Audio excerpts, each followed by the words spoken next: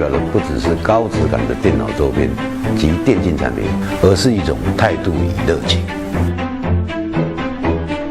Idea for Style 不只是口号，而是希望看到使用者满意的心。未来，艾瑞克会不断地接受挑战，不断地创新，来立足台湾，放眼国际。Hello， 各位亲爱的观众朋友们，领导今天给大家带来的是一场比赛的解说。这场比赛是几天前刚刚进行完的 RTS 星战之路。对阵双方都是比较重量级的，一边是来自云南啊，训练基地应该是云南，也是去年得到了很多荣誉和名次的 DK 战队。那么另外一边呢是 WE 战队，一个刚刚在年初的一个 G1 联赛中啊杀入到决赛，虽然是败者组冠军身份去挑战 DK 战队，但是也是在最近比较有看点，尤其是这个右路突破的小罗的加入，使这个 WE 的实力有一个比较大的提升。比较有趣的事情是，这两支队伍都是同一个赞助商 Aerox， 不得不说这老板还是非常有眼光的。然后呢，做这个视频其实一方面是想给那些本身喜欢看比赛、喜欢关注这个电竞赛事的这些同学一个福利，因为这个比赛也是内部拿到的。另外一方面就是大家平时玩的时候，如果看第一视角看腻了，可以看看比赛中有没有哪些值得学习的地方。这次比赛的版本应该是破天荒采用了 6.74， 当然同一时间进行的那个浩方黄金联赛还有几个比赛也是 6.74， 但是是最近才开始使用这个比赛做这个版本作为比赛的版本。有几个不同的地方吧，有几个英雄是被解禁的，比如说巨大海绵，比如说萨尔，比如说这个拉比克、小精灵，这些英雄都是被解禁出来，包括大树。也就是说，在比赛中都可以使用这些。我们看到 DK 这里是比较保守，可能是考虑到最近，有一些时间是放在 Dota 2的训练上面，所以这一场比赛是直接把新英雄全部 ban 掉了，以防对方出其不意，也是作为自己的一个比较保守的做法。然后 WE 这边 ban 掉牛头、风行和蝙蝠。好，熊猫都出来了。现在我也给大家稍微讲一下比较热门的几个英雄吧。除了 ban 掉这3手比较常规的牛头、风行和蝙蝠，还有一手拿这个熊猫之外，现在这个版本比较热门，还有比如说冰魂，比如说这个，我这个视角是看不了英雄的。混沌和先知是之前那个版本兴起的两个非常强力的英雄。那么这两个英雄的使用相对来讲会稍微复杂一点。怎么说呢？我们可以简单的把比赛理解成有控有 AOE 的英雄为主的这样的一个主体的比赛。因为在正面对抗中，如果你的英雄会比较多的具有控制技能，或者比较多的具有 AOE 技能，就意味着你可以有很强的这种抓人能力和很强的打正面能力。而混沌和先知相对来讲是属于他们有自己独特的优点。比如说从混沌这个英雄我也是做过一期讲解。混沌这个英雄呢，它主要的特点是在于它首先对线很强，它这个晕配合上队友很容易击杀，而且它移动速度很快，基础攻击很高，所以在对线上面是很容易的跟队友进行配合，而且会给对方的对线英雄造成很大的心理压力的这样一个英雄。然后到中期的时候，它有一定的DPS 能力，主要是单体输出和拆塔能力，因为它分身是100%攻击力。然后先知这个英雄呢，他这个英雄在于可以全屏支援，然后对线的时候可以有一个其实他这个先知的对线就相对来讲使分路更加灵活。这个英雄他可以去保人，可以去劣势路单，可以去打野，然后同时他也可以用自己的这个传送去当队友去杀人的时候去配合一下。那我们现在看到这个混沌加丽娜的组合，它很有可能是走一条路。DK 拿到这个3手英雄，混沌丽娜很容易走一条路，比如说他把人 E 过来，然后 C 住，然后丽娜在一个 TD 这样一个4连过去，别人对线的英雄就算是2v2，你也很容易的打出优势。这个也是大家平时开黑的时候可以很多的去采取的一个组合。因为我们常说的嘛，只有你对线打出优势，你后面才有一切，不然你选一个地法师，你后期很厉害，你前期对线直接崩了，那也没什么用。这样子的话，它丽娜混沌再加先知，整个有一个比较强的杀人能力在这条线上，很有可能是先知可以随时飞过去，配合混沌和丽娜。那我们再来看一下 WE 选的这3个英雄，基本上3个英雄会定一个阵容的基调。刚刚已经说了，这个DK 这个阵容主要是小规模抓人，非常的凶。WE 这个阵容就是比较全能一点啊，就我个人觉得这3手拿下来以后 ，WE 这边是比 DK 要更猛一点的。怎么说呢？首先 ，WE 这边其实也有一个双晕的组合，就是龙息 T 住，然后冰魂加 C， 这个组合也是很阴霸的。虽然没有那个混沌加丽娜更猛一点，但是它同样也具有很强的杀人能力。然后主要是正面作战能力和这个中期的这个 AOE 能力上面来讲的话，我觉得 WE 这边会更好一点。首先，熊猫、龙骑和冰魂3个人都是打团很猛的英雄，相对混沌丽娜来讲，他们的打团能力更强。一个是主要是像龙骑有喷火，然后熊猫有踩了以后可以变身，冰魂呢它有一个非常爆发力非常强的大招。这三个点就导致它这个打团战的能力技能会比较好放，然后正面去对拼的话，有熊猫可以冲阵型，龙骑可以很肉，冰魂可以在超远距离去支援一个爆发力很强的大招。所以说从正面来讲的话，我觉得 WE 这3手英雄是比较凶的。那我们再看一下他们接下去的一个选择。接下去选择的话 ，WE 这边 ban 掉了发条，而 TK 这里 ban 掉了狼人和古法。I pledge my loyalty. 好 ，WE 继续扩大自己的打团能力。用上了黑暗贤者这个英雄。黑暗贤者这个7-4这个版本其实是有被削弱过的，就是他的 A 仗大招不再能复制己方的幻象了，不然的话每次 PK 就15个人打5个，经常说的15个人打5个，哪来的15个呢？就是 DS 开了一个大招，他有 A 仗的话他有个大招，这样子的话所有己方的5个英雄再加上对面的5个英雄全部在这个大招上面走过以后，就可以复制出来10个幻象，再加上本身的自己的5个英雄就是15个打5个，但是现在这个非常阴霸的这个已经被改掉了。但是它同样的这个拉可以很好的配合熊猫的踩啊、龙骑的喷火啊，还有冰魂的大呀，可以有一个很强的打团的突发作战能力。那么我们再看一下 DK 这边，DK 这边是他们现在已经比较强的是他的 gank。果然是为了增加他的这个团战能力，因为刚刚前面也说了，打团更多的倾向于 AOE， 这边是拿到了一手大牛。大牛这个英雄我也是比较早的时候就提出来了，包括先知，这两个英雄我都是比较早的时候就提出来，我觉得这两个英雄是比较容易在 CW 里面找到自己的定位的。像大牛的话，就是现在他这个版本强调的，更多的是这种推塔。那么推塔就有一个前提，因为现在人都不傻，不会说是我在兵线不好的时候去推塔，结果推了一路被你推2路，一般这种情况不存在。所以更多的推塔看你能不能打过对面，你能打得过对面，正面能打得过对面，你就可以在前期能够拿到更多的塔，也就意味着你就可以有更多的经济。这样子的话，你中期就会有更多的经济分配，就会有更好的资源去打架，然后就会更好的去确立局势的优势。所以归根结底还是要看这个阵容的正面的 AOE 能力和控制能力来决定这个阵容的正面作战能力。那大牛这个英雄这方面的能力是非常强的，因为他这个我最近去天梯又稍微瞄了一眼他的这个胜率表，我发现胜率大牛这个英雄的胜率居然是在所有的英雄里面排前5的。那这个英雄他确实不错，我也做过这个英雄的第一视角。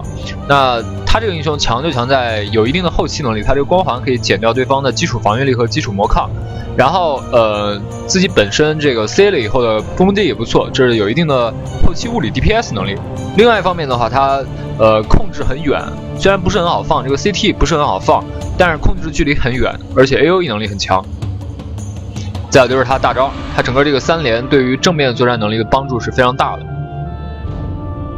我们看一下自己的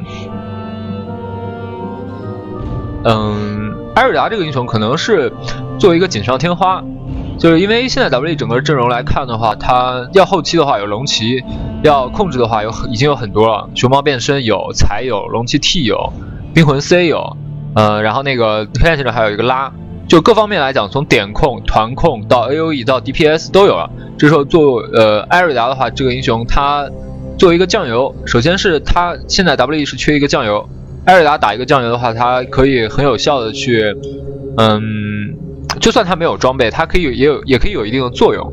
就比如说去D对方的 DPS 核心，可以制造2个幻象，或者是伤害加深这个技能后期的作用非常大。所以说作为一个酱油来讲的话，艾瑞达可以很好的去填补这个位置。那 DK 这边的话，他们现在还有25秒的考虑时间。这个样 DK 应该可能还是不会选一个纯核，从我的感觉上来讲。混沌最多选一个伪核，像蚂蚁这样的啊，果然是选了一手冰女，这样双方确实是经历了一个版本的过迁啊。4保1的阵容已经成为一个过去了。那我们现在更多的是看到了一个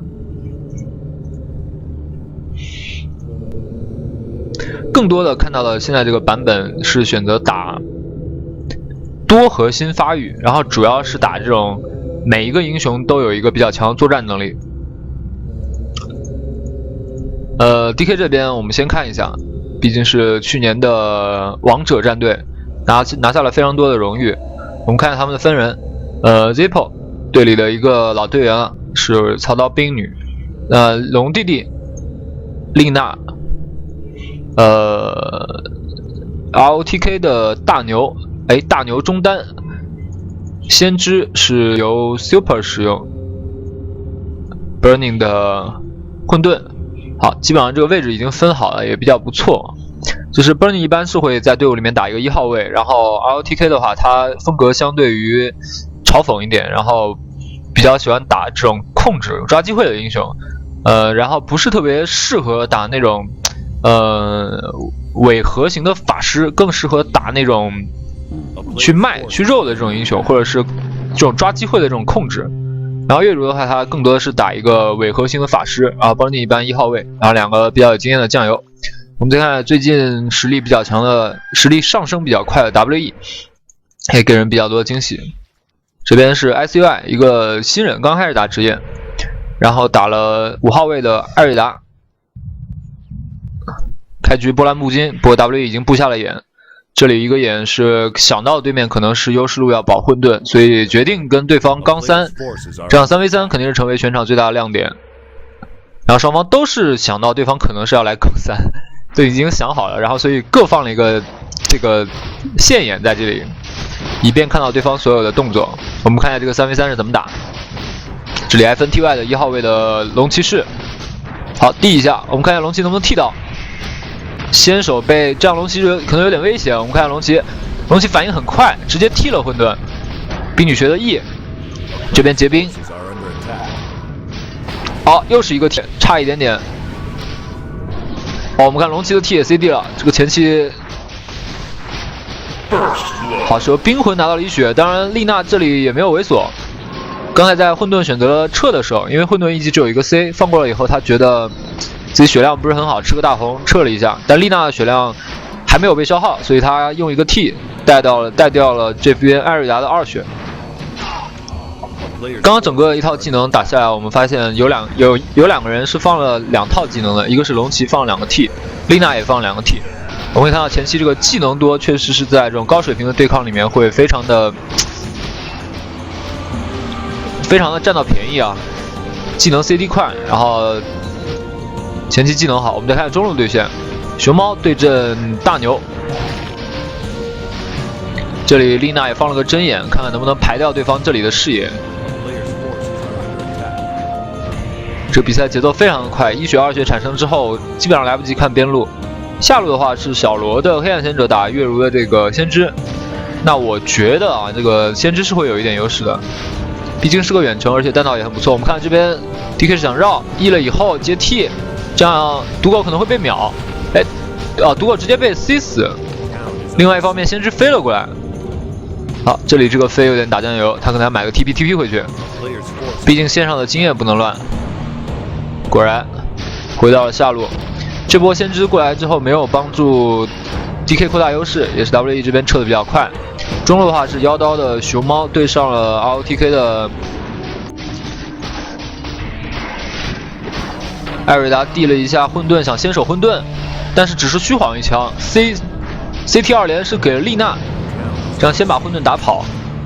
班尼这里也选择了先逃，那么龙弟弟就交代了，刚刚拿到了2血。那一次阵亡，我们看他有没有购买新的装备，好像没有，可能是买了鸡和眼，没有买鞋，有没有买魔棒？前期的对抗就是魔棒比较重要。我们看这边已经有了魔棒，又是一个 DCT3 连，晕住了混沌，而且这边貌似是有诅咒效果的。冰魂优势的弹道是杀掉了 Burning， 这边先知支援过来，看一下能反杀掉谁。龙骑士要挂，那另外一方面，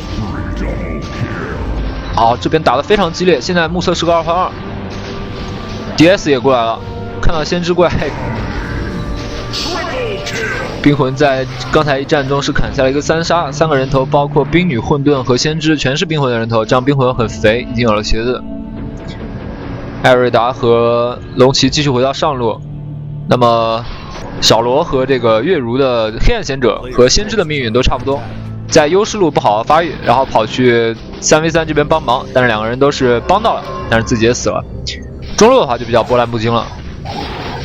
现在这个比赛啊，慢慢的随着版本的转变，中路的2号位变成了一个不是打一个那种伪核型的这种 carry 型的英雄，而是更多的打是一个节奏带动者。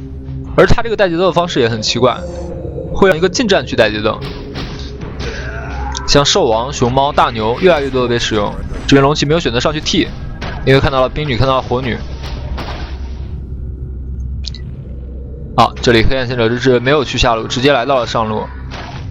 这个动作可能是会比较吃亏，因为这里有一个眼的，给冰魂喝了口水，冰魂够一个 C 的蓝。我们看一下这4个人。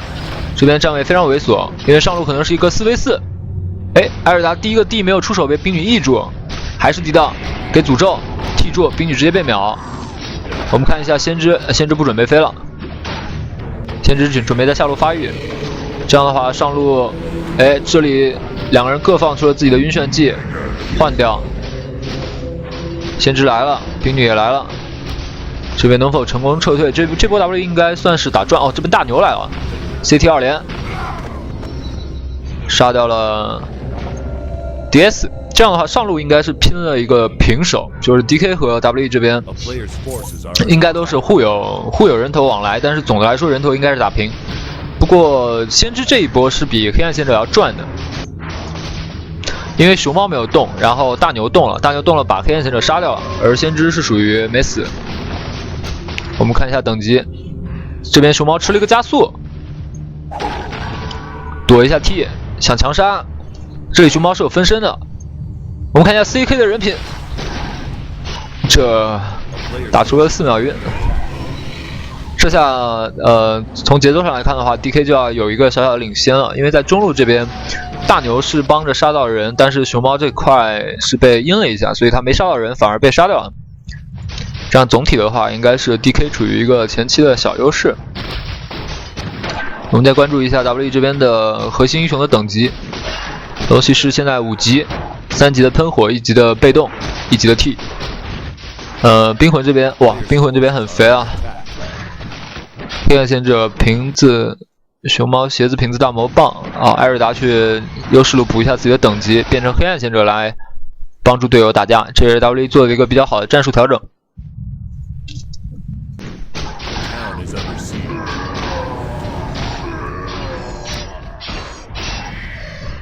我们看一下 WE 想主动求战，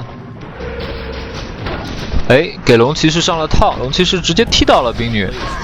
这波冰女没有用出技能，直接死掉了。不过 CK 的这手反扑，我们看一下冰魂没死，有秘法鞋果然跑得快。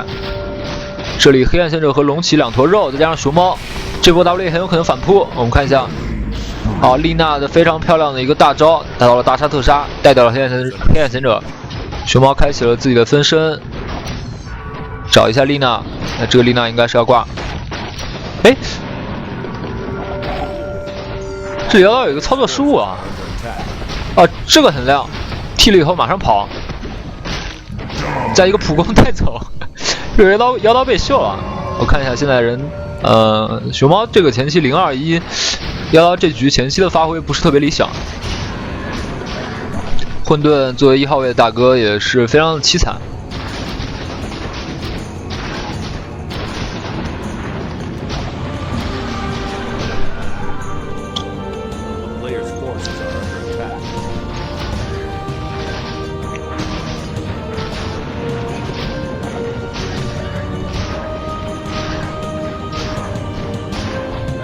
好，艾瑞达刚刚那几波没来，但是在下路混的应该还是比较不错的。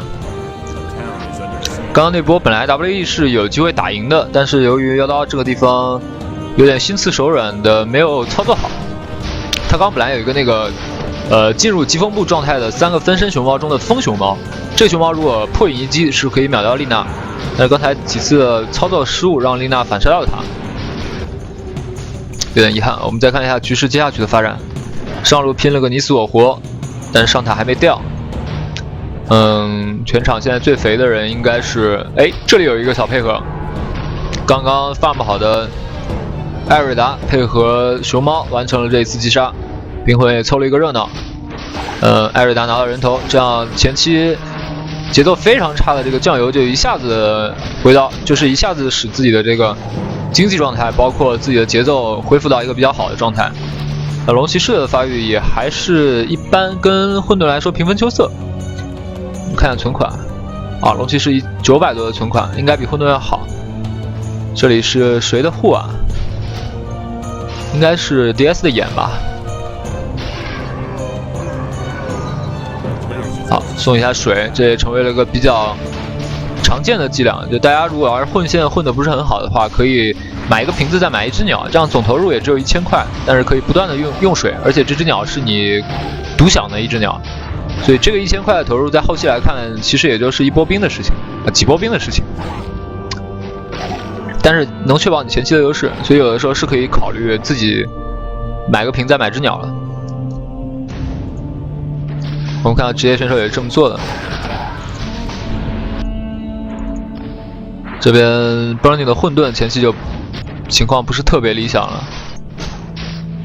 10分钟只有非常基本的鞋子和瓶子，我们看看他有没有存款什么的。300多，确实 WE 这个打对方 Burning 这个点也打得非常的彻底。那么殃及池鱼，这个冰女现在就比较惨，还没有拿到自己的鞋子，而这边 WE 的2个酱油相对来讲比他好很多了。不过 WE 这边牺牲掉的主要是 DS 这个点的经济。好，反观这边先知跟 DS 对线的先知已经是肥的流油了，鞋子加点金。比较遗憾 WE 这边战术还是非常成功的，比较遗憾这个点就是熊猫这里，这个点打的不是特别理想，前期的2次出击都没有能够成功，尤其是有一次非常可惜被丽娜反杀。这边 WE 是有动作，准备让 DS 下路带线，然后其他4个人开雾，看能不能抓到中路的大牛。但是职业队现在的这个对抗就是一有人不见就马上会有反应，就看不到地图上的人，因为 DOTA 马上这边也开雾了。好，这边3人组开雾，先知也是退到了很后面，大牛也是退到了很后面，看不到人，第一反应是对方开雾。那么他们的判断是完全没有错的，也是成功的躲过了这一波。我们看看中路似乎是要有一场团战，混沌先手，这个艾瑞达的地非常漂亮，让熊猫死里逃生。熊猫这里踩一脚再分身，哇，又是一个非常贱的操作，差一点点阵亡。这一波应该说 WE 赚大了，应该是没有人员伤亡的情况下带走了对方3个队员，而且其中有2个都是主力，混沌和大牛。这波其实最主要还是艾瑞达这个点打得非常机灵，直接把对方递了出来，妖刀也打得比较极限，一脚踩得比较晚，差一点点没分身出来啊。当然点击的先知还是节奏非常好，这里刚刚落地的混沌直接被龙骑踢住，在艾瑞达这个诅咒的作用下，似乎是被瞬间秒掉。龙骑还想回头踢人，这个不太好吧？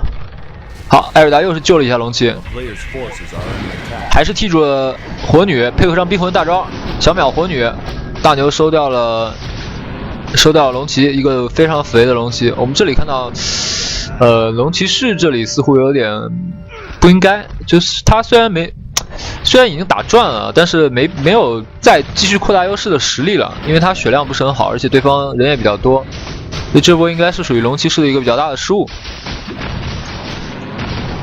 但我们从数据上面可以看到，这个龙骑士现在全场1杀2死11个助攻，也是参战率非常的高，而且经济情况也比较好，假腿大魔棒，而这边 Burning 假腿还没有拿到，而且是小魔棒。我们看这个塔撩刀反补掉，拉一下，冰魂大招给上，哎，先知这个绕位很漂亮。我们看一下能射掉谁？哎，一个都没杀掉。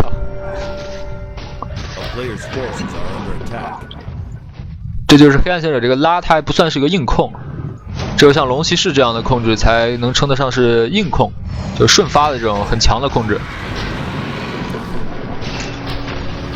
这边又一次的想杀这个龙骑士，丽娜一个大招带走，黑暗贤者收掉了冰女，也被 DK 带走。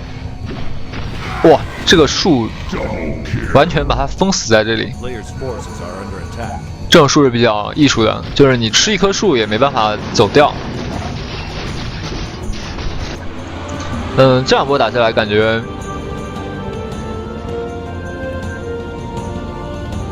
DK 方面就是这个冰女非常惨，只有5级，但是从总体来讲的话 ，WE 刚才是冒进了。总的来说，现在这个 WE 给我的感觉就是激情有余，但是沉稳不足。像刚才哇，我们看到先知闷声不吭，他也没有做多余的装备，鞋子点金4个数值，本来是4个数值，现在是又接了一个极限球，他这样是直接鞋子加点金加阳刀的这个路子。也算是比较具有进攻性的一个装备路线。最近看的先知比较多，他这种应该算是2号位先知。那么稍微酱油一点的话，你可以选择影之灵龛或者勇气勋章。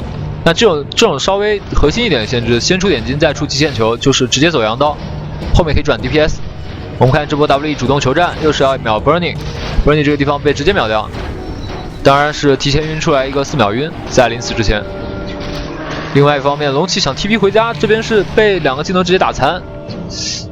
龙骑可能是想 TP 去下路收钱。又是一个 D 救了一下黑暗贤者，但是自己也死了。这波是杀掉了对方核心，但是 DK 反扑一波，是 DK 赚了。熊猫虽然拿到了跳，但是跳到这一波并没有能够打出足够大的优势。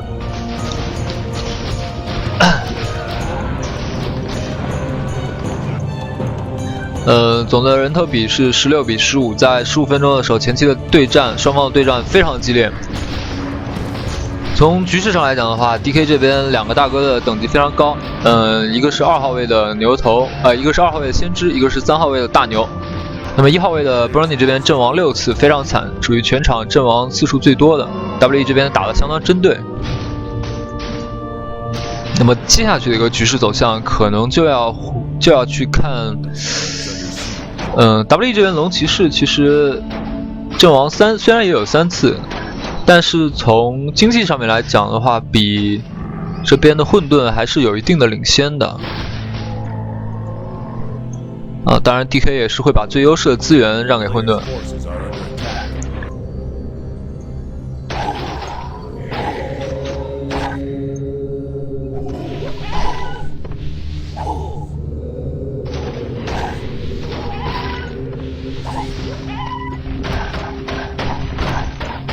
先知在出了极限球之后补了一个勇气勋章，这个道具也非常适合先知，因为首先他回魔可以增加自己招小树人的次数，然后勇气勋章的这个降低野怪的6点护甲，包括降低敌人的6点护甲，可以极大限度的增加先知的 DPS 能力和这个打野的速度。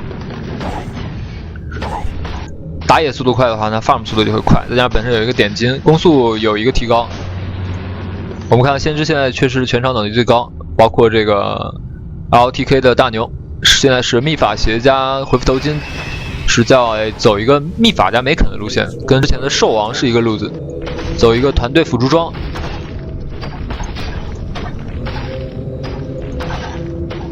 Burning 这边我们看看他的经济，应该是有假腿了。好，17分钟做出加腿，这个发育是非常慢的。这就是我跟大家说的，如果你选英雄没有 AOE 的话，前期被打逼的情况下是，如果队友不给你让出一条很大空间的线，是比较难补自己的发育的。但如果你有 AOE 的话，你就可以比较好去在中期去补自己的发育。大牛一个人防守，先知收线，混沌想蹲一下先知，看这边有没有人 TP 过来防守这一路，如果有的话就可以。混沌没有选择蹲，可能是看到这边 W 这边已经看到了是准备主动攻塔，所以直接出来开了分身，跟先知一起看能不能够换一个塔，毕竟2塔换1塔还是比较赚的。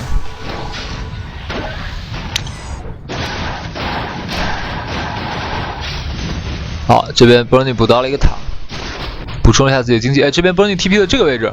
我们看妖刀的 A60被4秒，这个熊猫直接被秒掉了。这波但是龙骑士的一个 T 也是直接将混沌秒掉。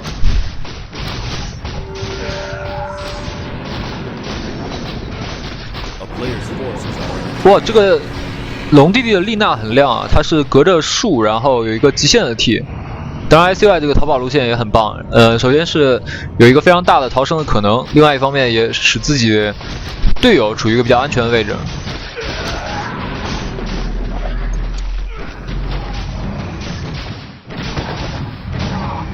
这波是可能要打肉山的，虽然主力的混沌阵亡，但是对方阵亡2个，而且自己这边有勇气勋章这样一个打肉山的神器，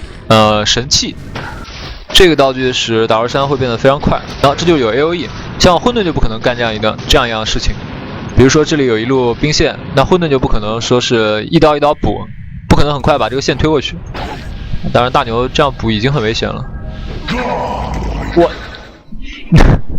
墨菲的冰魂神不知鬼不觉来到了如同神一般。当然大牛也付出了自己的生命而获得了这个柔山盾。这个冰 Nova 很亮，使熊猫没有能够成功的跳出来。另外一方面被抑住然后跳走。刚才大家可能会觉得奇怪，为什么被攻击了还可以跳？这就跳刀一个小的一个属性吧，就它并不是，这个跳刀并不是被攻击了以后马上就跳不出来，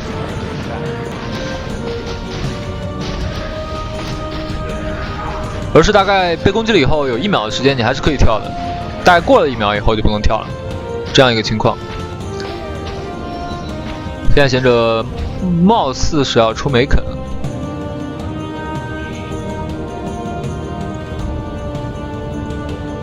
龙骑不知道会出什么装备，应该刚才也积累了不少经济了，1900了。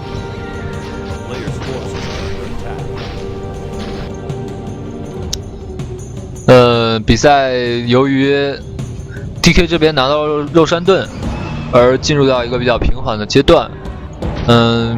可喜的就是他们在下一次正面作战中会有一个肉山盾的优势，而这个肉山盾是由每次 PK 都被秒 Burning 带上。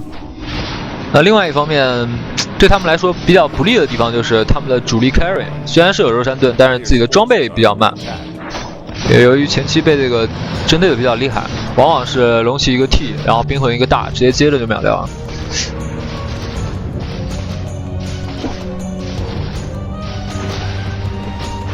哇，我们看到这个先知整个的一个 farm 速度是非常不错的，我觉得这场比赛给了先知足够多的空间，一个是对方就是 WE 这边主要的攻击目标锁定在了混沌的身上，再加上先知在跟他对位的黑暗贤者没有给他造成任何的压力，所以他这场比赛打的相对来讲会非常亮眼，因为他现在的装备是领先全场，2杀1死11助攻，数据也比较好。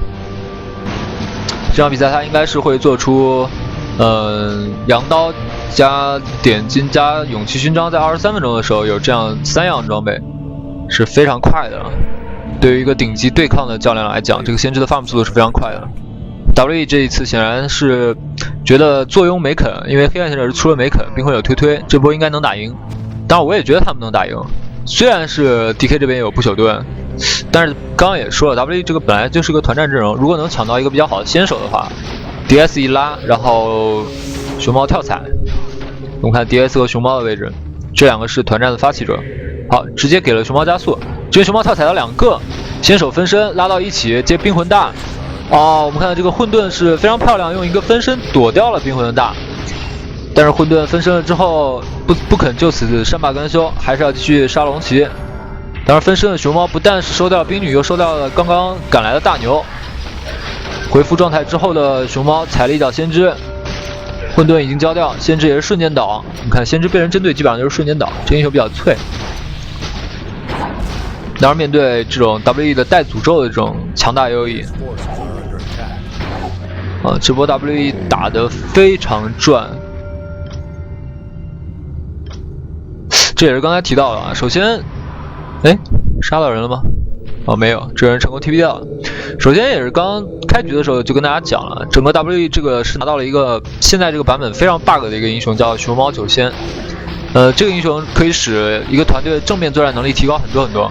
这也是我翻了一下所有的这个平台用户里面使用率最高的英雄，就是所有大家有选到熊猫这个英雄是最不想蕊的一个英雄。那么事实也证明他的作战能力非常强。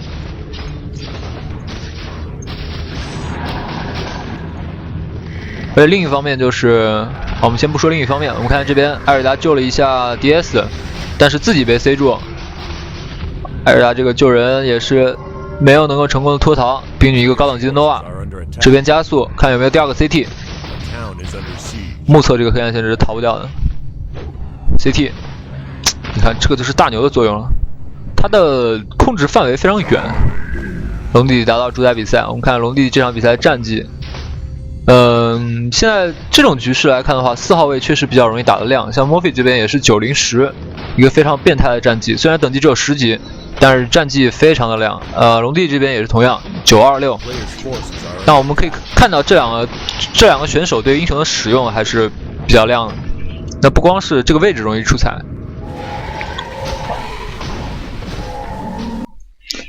刚才那几波打下来的话，我们看到龙骑士是没有死的，这样他增添了一个 BKB。刚刚出炉，所有存款花光，出了一个新的 BKB。这样子的话，它本身有很高的护甲，有16点的护甲，再加上它有一个小魔抗，可以提高自己15%的魔抗，然后还有一个 BKB， 算是非常肉，团战很难秒它。反观这边混沌，刚刚虽然非常极限的用一个大招躲了冰魂的 T， 但是还是被击杀掉了。好在复活了之后反打一波。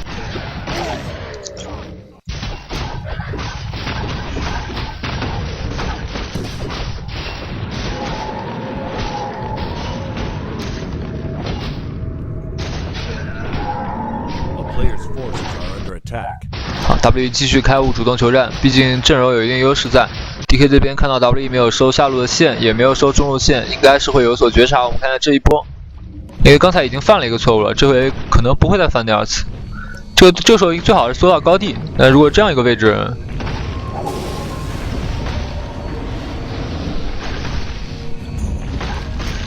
大牛被直接秒掉，冰魂达到了超神。这边冰女 TP 的位置非常亮。使损失减小，这个应该是怎么知道在这里打野的呢？这边意识也是非常好，跳过去之后发现正好跳到2个人中间，摇到熊猫这一波打得非常成功。我们看这个先知能不能秒掉？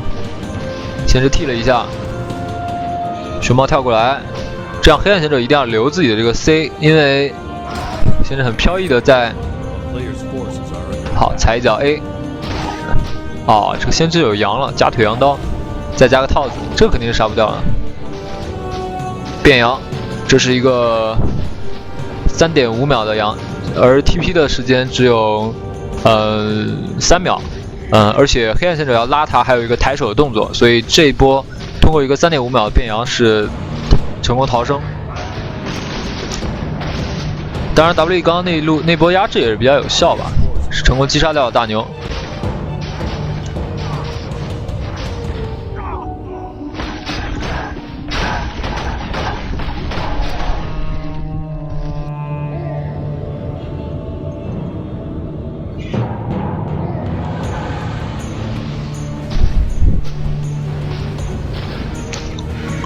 到了中期，现在的比赛到了中期，更多的是看，双方的运营，哪边的破绽更少，哪边的打钱速度更快，哪边肉山的机会抓得更好，哪边就更有可能获得胜利。现在大家平时玩的这个路人局可能不是这样，但是你如果要是高水平玩家的话，基本上玩到后面，以胜利作为第一首要目的的，一般都会变成这样一个局势，也是由于这是一个最稳妥的获得胜利的办法。诶，我们发现这边黑暗者出了一个跳刀，他是感觉刚刚自己跑得还不够快，有些机会可能会错过，所以他出了一把跳刀，这样，其实也是打一波的做法。如果他，同样的价钱2000的话，他可以选择一个推，或者说选择一个。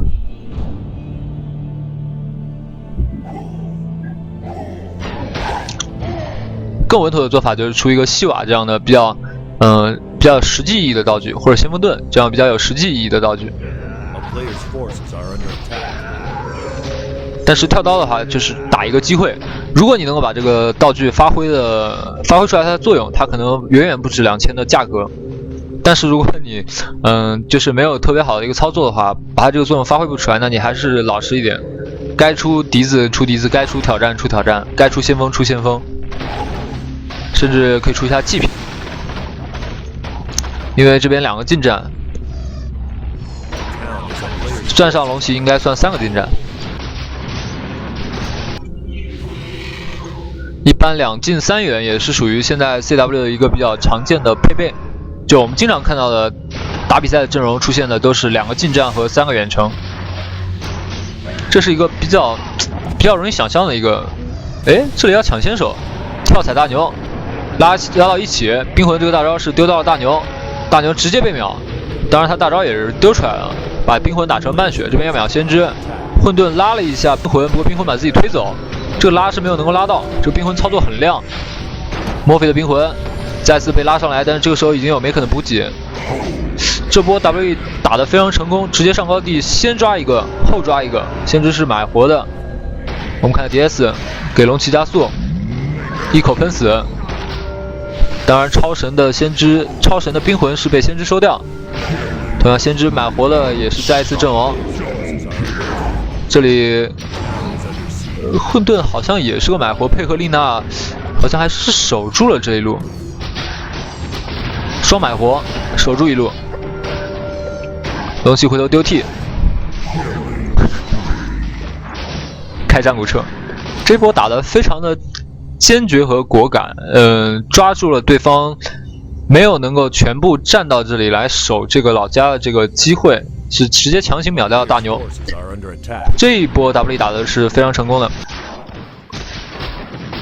龙骑士再添一把密银锤，等级也到达16级，现在有冰龙了。而对面的 Burning 的混沌13级。先知16级，龙弟弟的4号位的火女现在是14级，战绩也非常亮。刚刚那波也是他没死。我们再关注一下 Burning 的经济，看他有没有办法做出 BKB。好像由于刚才的买活也是把钱都用光了。这个黑王那样卷轴应该是他，应该还差一把密银锤。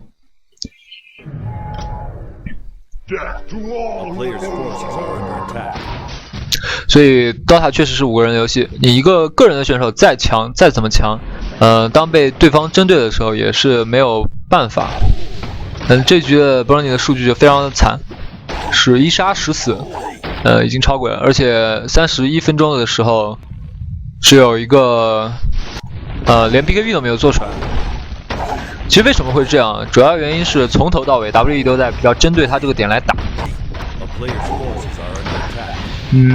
除此之外呢，我们要知道英雄也是有自己特性的，比如说打这种正面的战场，先知是非常脆的，而且他也是先出的羊刀。虽然他前期发育的非常的好，但是面对这种冲脸也是没有自己太多的办法。这波 W 继续开悟，由于自己本身阵容一个非常凶悍的特性，龙骑士也是刚好做出了一个新装备漩涡。Burning 这个意识还是不错，走了非常稳的一条路，没有被抓。刚说没有被抓，很有可能被跳拉啊！看一下，熊猫先手跳踩，踩了以后被直接3秒，当然冰魂大招丢到拉住龙骑一口火，这个 AoE 非常高。龙骑士 BKB 了以后是踢住了大牛，调整自己的位置。不然你这里是想提兵回家，眼疾手快的熊猫直接吹了起来。他这边逃跑，继续给队友吸引机会。另外一方面，龙弟弟3连杀掉了冰魂，这边 DS 能不能烫死先知？推一下。背面战场是 WE 打亏了，不过正面战场这边还是追死了 Burning 的混沌，这个怨念非常深啊。Burning 被针对的非常惨，不过反观自己的队友这边，尤其是丽娜这个点，刚刚先知也没死，捡回一条命，而且杀掉对方冰魂和 DS。一个是3级，一个是4级，这样丽娜是升到了15级，冰魂先知是来到了17级。这样一个局势来看的话，整个火女的作用就非常明显了，装备也非常好，夹腿、战鼓、推，这套装备配合上火女的智魂这个被动，说起来，不知道大家想不想看啊？我那天是没录，打路人玩了一盘火女，完了，我个人觉得还是比较亮的。那盘是大概10分钟的时候，10分钟出头吧，具体时间我记不得，是飞鞋加跳刀加护腕加无用挂件，加大魔棒加瓶子，这个装备的火女大概11分钟的时候有11级，然后身上这个装备，然后后面是出了战鼓、血晶和圣剑，就是前期杀人，前期对线能够杀人，然后中期能够带节奏，然后等到带不了节奏的时候自己 farm， 然后出了一把圣剑。所以说现在这个版本火女的 DPS 还是比较强的，由于它那个被动最近也有加强。好，进入到肉山争夺战。龙骑士的装备应该是比混沌要有比较大的优势的。我们再看看 Verny 这边，在哪里？400的存款，应该还差1200 BKB。Player's forces are under attack.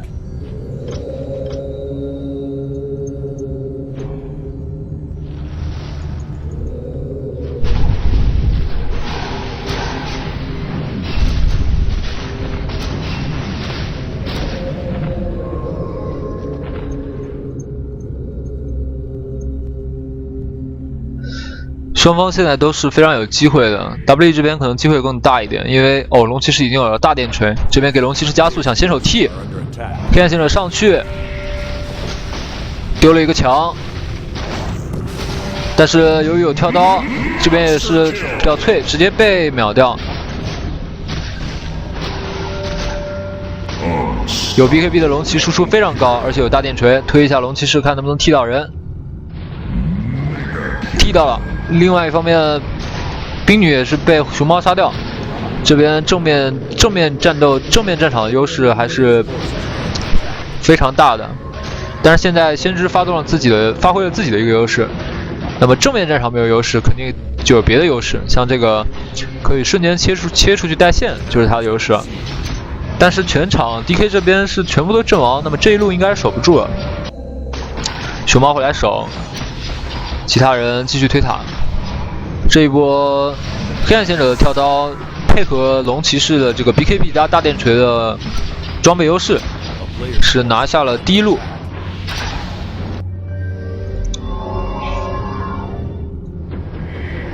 熊猫在出了相位、战鼓和跳刀之后，也出了一个 BKB， 可能是也是考虑到自己本身分身了以后可以扛一段时间，如果出了 BKB 可以更多的扛一段时间。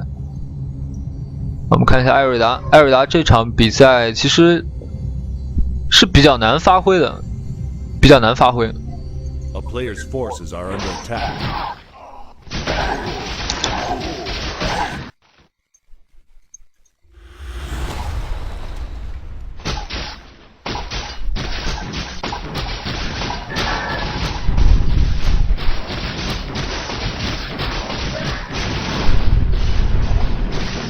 还是把优势的兵线让给了 Burning， 因为这边刚才那波 PK 他又是被秒了，还是不够钱 BKB。所以说啊，这 Burning 一直是我个人觉得圈里面荣誉最多也是非常低调的一个选手，在 DOTA 圈绝对是名声在外。那这样一个又有实力又有荣誉的选手，在这样一场比赛里面，当被人针对的时候，也是表现得束手无策。所以让我们越发肯定的认为 DOTA 确实是一个无人的游戏，一个人能改变的东西实在太少了。但是一个团队如果团结的话，确实可以做到很多东西。你像 WE 这边，哎，冰女这个站位似乎是想要把自己的生命交出去。我们看冰女是不是有钱买？442。冰女刚刚那个站位给龙骑加速，跳过来，被变羊。强秒大牛，秒掉了。另外一方面，我们这一波很重要。Bernie 这里是秒掉了艾瑞达。我们看龙骑士是被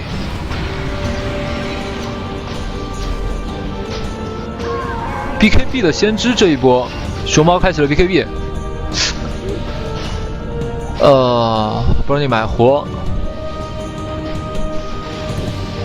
跳掉，这个也是有跳的。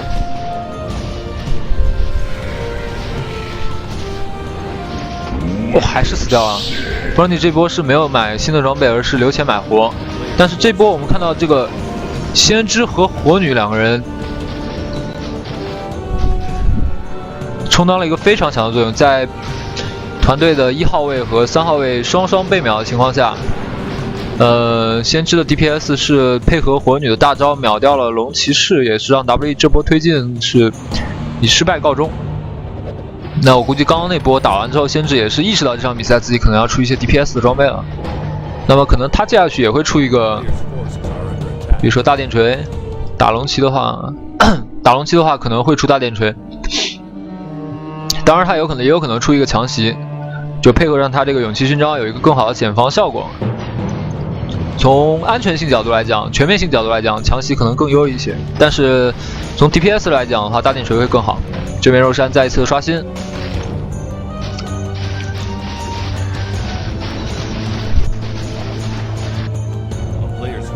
WE 刚才那一波的推进的失败，也是局势有了一些轻微的变化。因为虽然这边 DK 的1号位的混沌还是非常的惨，40分钟这样的装备确实是非常惨，但是先知的 DPS 起来了，而且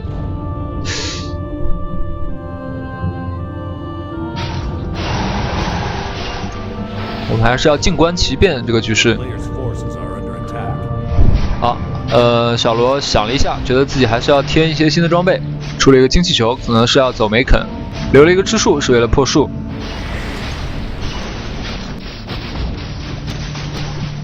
我们这个时候要把视角切给月如的先知，我们这里看到他是已经有了4400的存款。冰女推大牛还是秘法鞋和梅肯，这个慢慢打着变成先知1号位，就是他是最肥，火女第2肥，然后才是混沌和大牛。而 WE 这边的话，龙骑除了一次失误之外，他亮点还是比较多的。哇，再添一把打钱速度还是比较快的。他这个经济情况跟先知应该是持平，就是跟先知的经济情况应该是持平，有可能先知的经济情况比龙骑会更好。我算一下，先知是羊刀、勇气勋章、点金加5000块。加5000块，龙骑士那边是大电锤、食人魔力量之斧，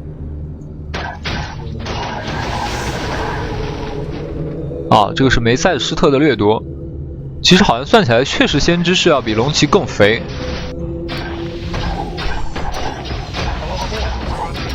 熊猫再添一把夜叉，可能也是自己想打一个 DPS。这样我们切回裁判视角来看这一波推进。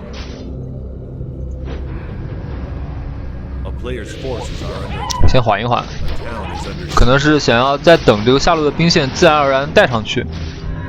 但是有先知的存在啊，先知是直接把5000多块钱合成了一个大电锤，卖掉了卖掉了漩涡，仍然是保留自己的 TP。哦，我说错了，不是卖掉漩涡，是卖掉了这个勇气勋章。就解说有的时候确实是比较容易口误，因为同时你要操作鼠标，你还要 players' forces are under attack. W 也看到这个兵线可能越拖对他们越不利，因为有先知这个特别的英雄存在。那么先知这个英雄他确实是有一些比较特别的地方，这个大家也看到了。超远距离的 AoE 清掉兵，保持一个非常安全的范围。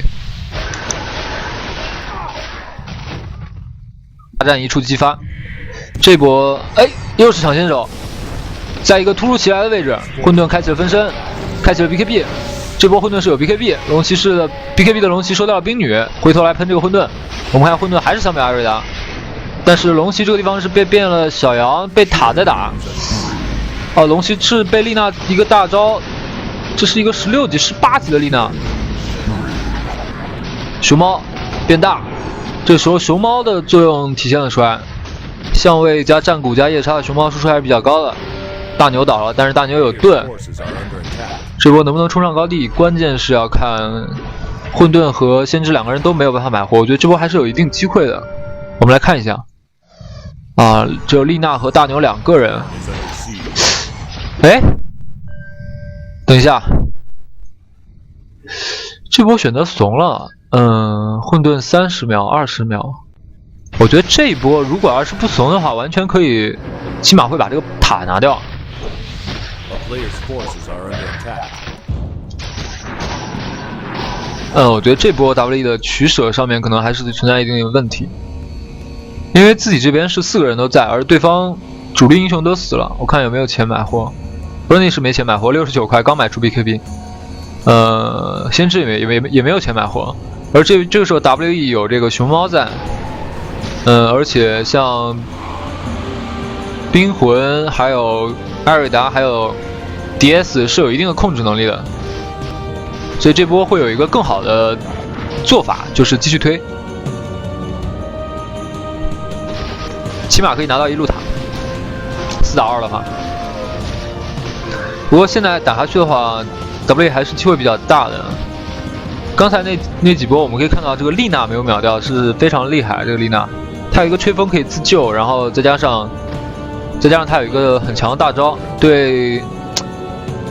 虽然说龙骑士现在已经很肉了，但是刚刚我们看到是被这个框住，然后被塔打，然后再加上被丽娜大，还是有点吃不消。也是作为 WE 的唯一的一个核心龙骑士。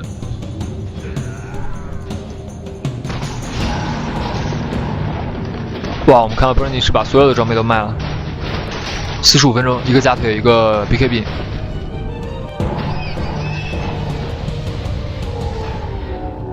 A player's forces are under attack.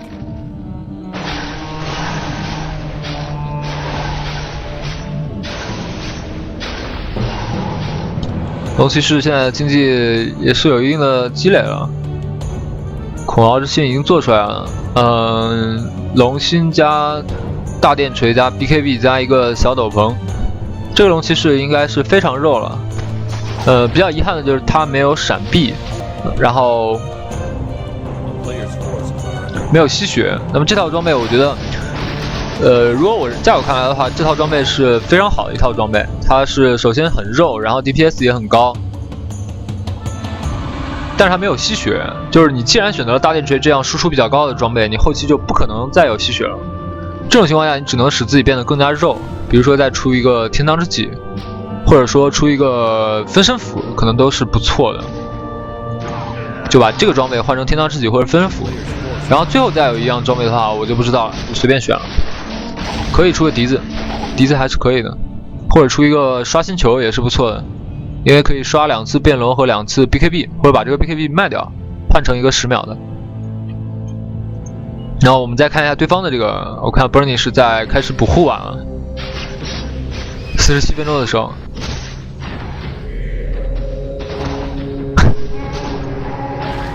哎，谁 BKB 了？啊，先知 BKB 了。先知在除了自己比较高的 DPS 装备之后，又刷到了2000块。现在战局还是非常紧绷的。黑暗贤者也是在做自己的 A 仗，由于刚刚那一波没有考虑推，所以我相信 WE 这边黑暗贤者、冰魂还有艾瑞达都会有一定的装备更新，比如说冰魂是更新了笛子，艾瑞达是更新了推，黑暗贤者这边是 A 仗，而 DK 这边的话，我们也看一圈。冰女作为一个酱油，应该是不太会做出 BKB 的，她当然有这方面的想法，有这个愿景，但是比较难出。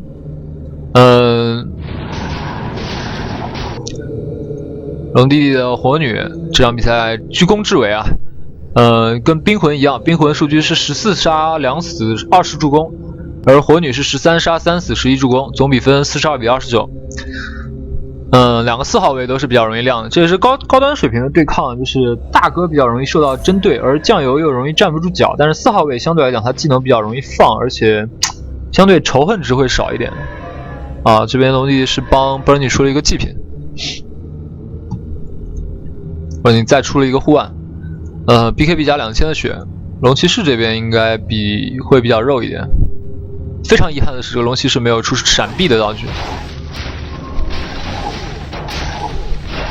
当然他也没有这个钱。如果再有一段时间去刷的话，我觉得这个比赛天平是会倾向 WE。因为龙骑士现在还没有达到他一个巅峰，还差一样装备。龙骑士开始喷塔。好，这边这个 A 仗我们刚刚看到，这个 A 仗 DS 放了大招之后，所有 WE 队员是在上面走了一圈，但是发现没有效果。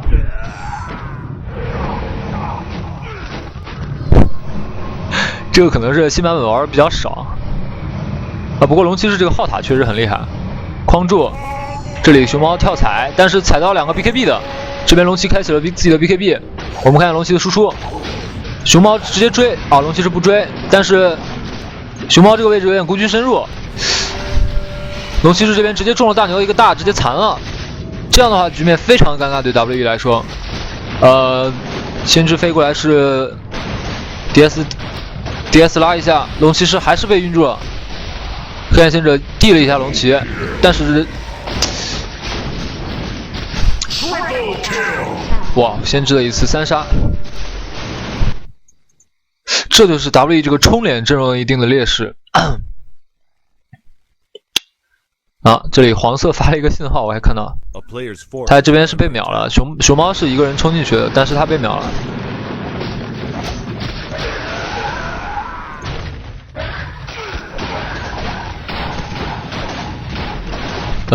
局势瞬间逆转，龙骑士没有钱买活1300的存款，艾瑞达和熊猫都没有钱买活。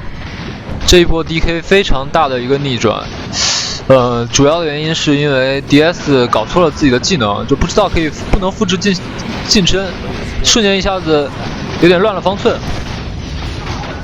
我们看这个墙能不能守住。这边先知，这个镜像先知。不过大家都知道，镜像是不能继承加攻速的装备，只能继承加属性的装备，这是一个非常尴尬的地方。所以说有真身多少的伤害，其实没那么高。先知也 BKB TP， 这里 DK 打得非常的稳，这就是 WE 跟 DK 之间还存在一些这个区别就在于。对这个比赛的掌握上面 ，WE 还不是特别清楚的知道在什么样的一个非常不是特别清楚的知道在什么样一个状态可以非常稳定的拿下比赛，可以非常稳妥的不出意外的拿下比赛。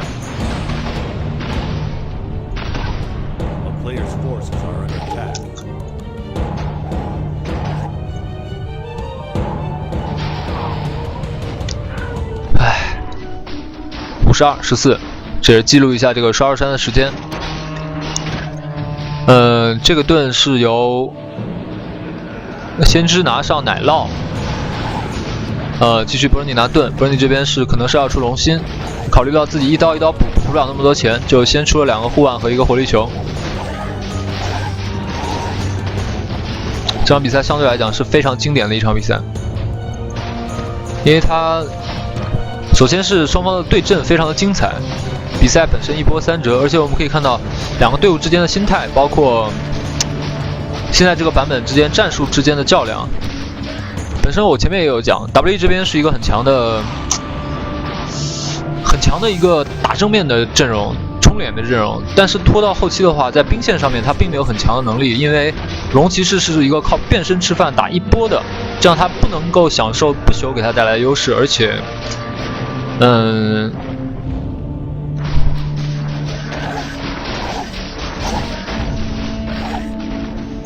我觉得这局熊猫的定位完全是可以。去上去 A 塔可不可以？因为刚才是熊猫一个人冲在前面，然后龙骑士在后面 A 塔，整个是有一个分裂。如果要是黑暗贤者站在后面，而熊猫和龙骑士上来一起打塔，这样会不会好一点？我在想，而且艾瑞达这个 D 现在是对龙骑士可以有一个复制的效果，可以 D 了龙骑，然后加上幻象一起上去 A 塔。这样的话，虽然是我攻 WE 攻 DK 守，但是可以表现的好像是 WE 在守。就 WE 比如说是两个人一起在这里去 A 这个塔，那么就相对来讲是等于 WE 几个在一个非常安全的方式是在一个非常平衡的非常安全的方式下面进行，而 DK 不想要对方来打塔，他就必须要去做一些动作，比如说丽娜要上前去 T， 或者大牛要3连，这个时候 WE DS 再打一个后手，或者艾瑞达再打一个后手，会不会效果会好一点？当然这些东西都是经过不断的训练，只是还有这里也提到，就有很多同学跟我说这个能不能打职业，就他也很想打职业，或者说就说职业战队他们之间是怎么训练的，我这里可以告诉大家我对这两个问题的解答。一方面大家很想玩职业，很想去做那个职业选手，我这边是不建议大家这样做的，因为这条路非常艰辛。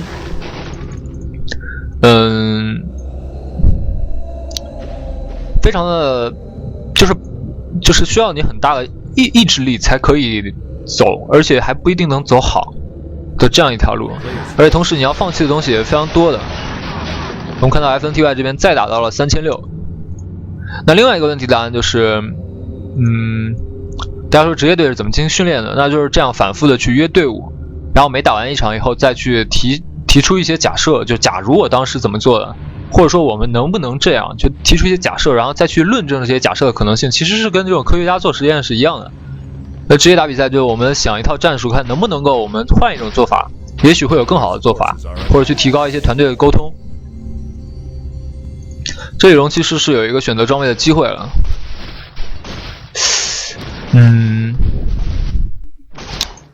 当然 DK 这边作用不朽和奶酪啊，这边先知在天分身符 ，DK 这边就打得相对比较猥琐，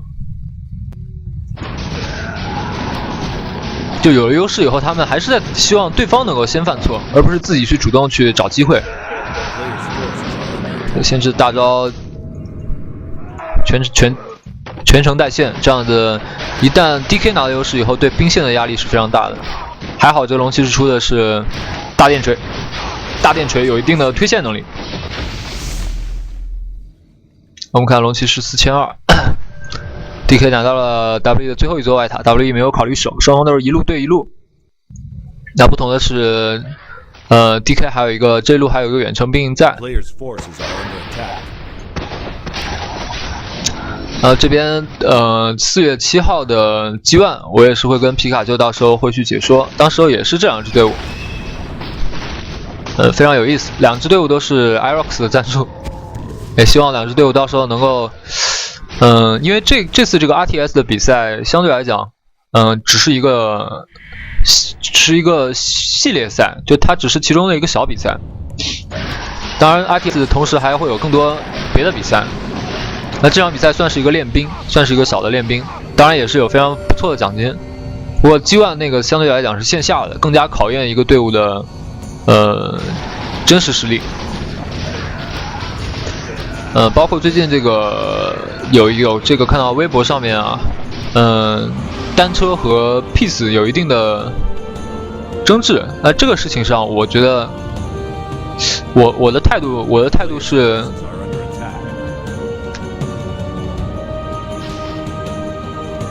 我也没什么态度，是跟我也没什么关系。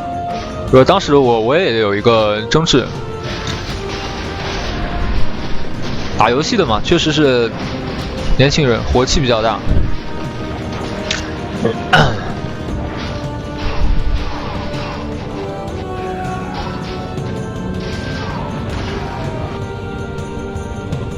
哇！再添一个恶魔刀锋。这体育运动它为什么是只是一个运动项目，而不是一个传统的，更多的是体育文化。它并不算是一个主流的一个产品或者是商品，但是它更多的是传承一种娱乐的精神或者是一种奋斗的精神。就大家都喜欢看那个球赛里面这个挑战人类去挑战极限，或者是很强的这种意志之间的对抗，这是大家非常喜欢看的。但是同时，因为大家去强调自己的一些很强的这种精神的时候，就有可能会有一些冲突。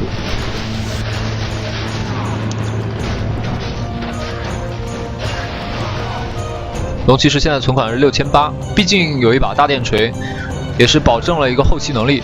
那我记得我是做过这个风行的，这边可能是要打一个 PK。